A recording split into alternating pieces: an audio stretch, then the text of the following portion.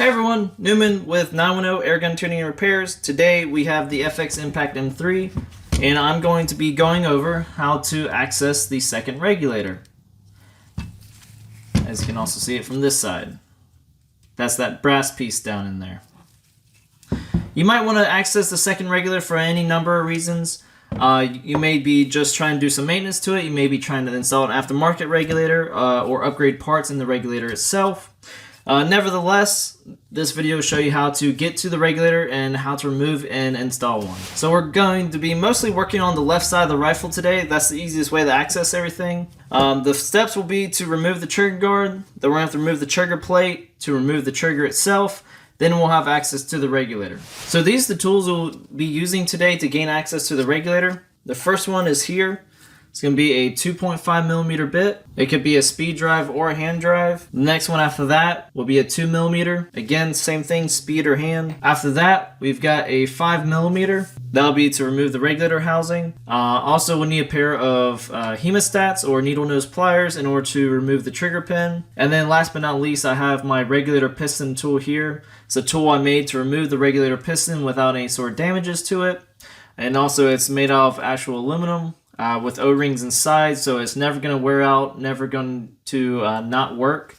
And you know what, if it ever did not work, all you would have to do is replace the O-rings inside and it's going to be right back to brand new. So now we got the rifle all viced up, locked down, ready to go. First thing we're going to be doing is taking off this trigger guard. There's going to be 4 screws right there. It's the same for this trigger guard or any of the aftermarket trigger guards, the same 4 screws right there. And they're going to be a 2.5mm.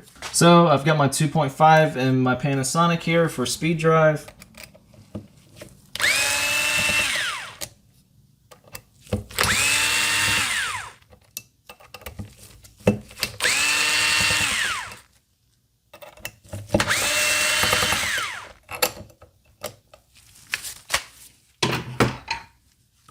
Here I'm leaving all the screws in the trigger guard so I can lift it up as one piece. I don't lose my screws anywhere and I can just set this to the side. For this next piece, I actually took the rifle out of the vise. It's easy to work with because we're going to be taking apart these 2 screws right here. That's holding on the side plate. So I've left the screws in the plate again. So something to note, if you have the cover left on this gauge right here, it's going to be kind of hard to access this screw. Because the edge of the screw will be hitting the cover, so it's easiest to go ahead and remove that cover. Got the screws left in there for now, but actually for this plate, it's easiest to go ahead and remove the screws off the plate because they're not, the plate's too thin to hold them in place properly when you set it to the side. So now we have the plate ready to come off. Should just be able to slide it off just like so, and it's just this paper thin little plate. So that's why it's not thick enough to hold the screws. So we're going to set that to the side. So we're a bit more zoomed in now so we can see what we're actually looking at. It's going to be this pin right here that we're pulling out that's going to drop the entire trigger assembly. So what you're going to do is you're going to grab the trigger and then pull up on that pin. And maybe in there pretty tough because it does have some tension against it. Make sure the rifle's decocked.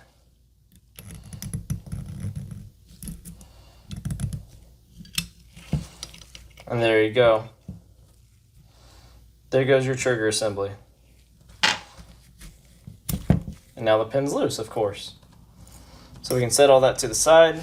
We now have clear access to the regulator screw and the regulator assembly right here.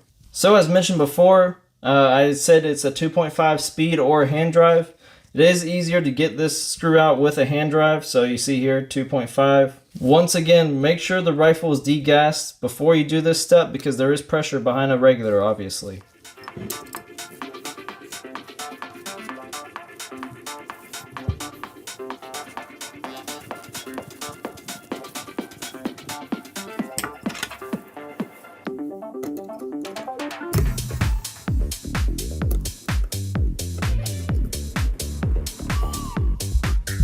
There's your regulator screw. You're going to set that to the side. Now this is your regulator housing. This is going to require that 5mm. I need a little bit more torque to access this.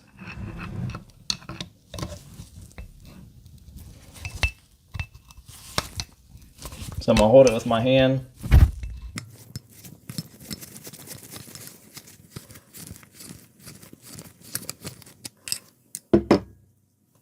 Once it's fully loosened, just like with the regulator screw, we'd come in here with the hemostats or needle nose pliers. Go in there and grab your housing out. So there's the regulator housing. Sometimes a washer, one of the Belleville washers, will come out stuck to the bottom. So it's important to inspect it. I'm going to set it to the side now. So we've changed camera angles now just so I can show you the piston that's down there. Obviously I won't be able to hold the rifle and extract it like this. But as you can see down there, there's the piston. You can use hemostats to grab it out, but it's not recommended. So we've got a regular piston tool. We're going to go in here and set it over the piston. There we go. We're going to tighten it down. And we're going to pull the piston out. There's your piston with your washer stack. I'm going to try to focus the camera on it. So if you were upgrading this to a brass piston per se, or maybe doing something of the such, maybe go into a Huma regulator, this is obviously how you go about it. If you're doing any sort of reseal, there is one more O-ring that's left down in there. That's not really able to be shown on a video. I do have that slightly on a crown reseal video, if you want to go check out that video. In any case, I'm going to go ahead and put everything back in. I'm not going to voice it over this time since we just went over this process. So I'm just going to quickly reinstall.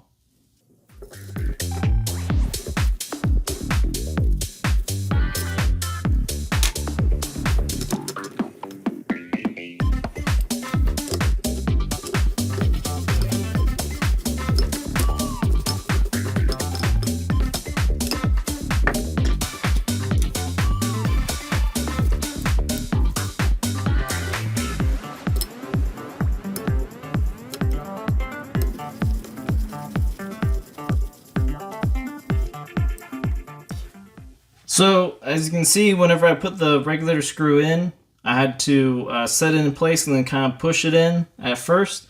What that's doing is getting over the two O-rings. Once that's in, then you can screw it in. Then I just screwed it in, not till it's not tight at all, it's just barely snug. And then I'm going to back it out 2 full turns. So 1, 2, and that's going to set me at about 70 or so bar. So that way you can start your tuning from there. Every time you remove the regulator, you have to retune the rifle. Okay, so now that the regulator's back in, we can go back to installing the trigger. I'm going to zoom back in so we can see some more of that process. So you can see here, that's the hole where the trigger pin will go back into, and it's going to go through the trigger wheel. So here's the trigger pin. Essentially, it just goes through like that, and that's what pivots on. Also, you have this spring here. You can see the small little hole that the spring goes into. So you have to make sure that when you're putting it in, it lines up properly.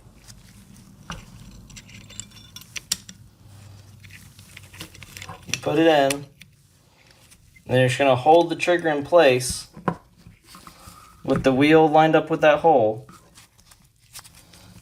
Get your trigger pin,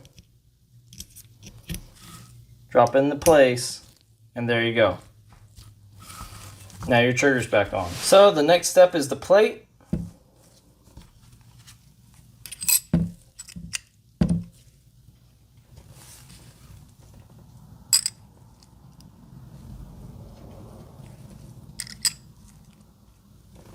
Earlier I mentioned that these are either power drive or hand drive. So I just want to show it with a hand drive, 2mm.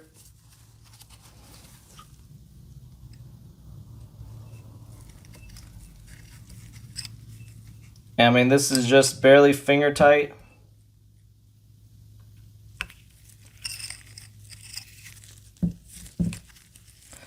And then after it's finger tight, just give it a little, like maybe cut 1 or 2 inch-pounds of force. Nothing much really. Just really light, just to make sure they stay on. The final step will be the trigger guard.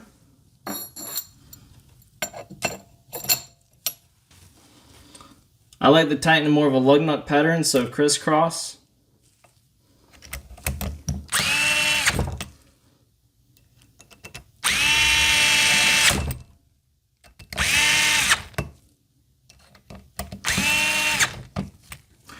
normally tighten these screws to approximately 13-14 inch-pounds. I wouldn't do anything over 20. So there you have it. There was the tutorial on the second regulator for the Impact M3 on how to access it, remove it, and install it back.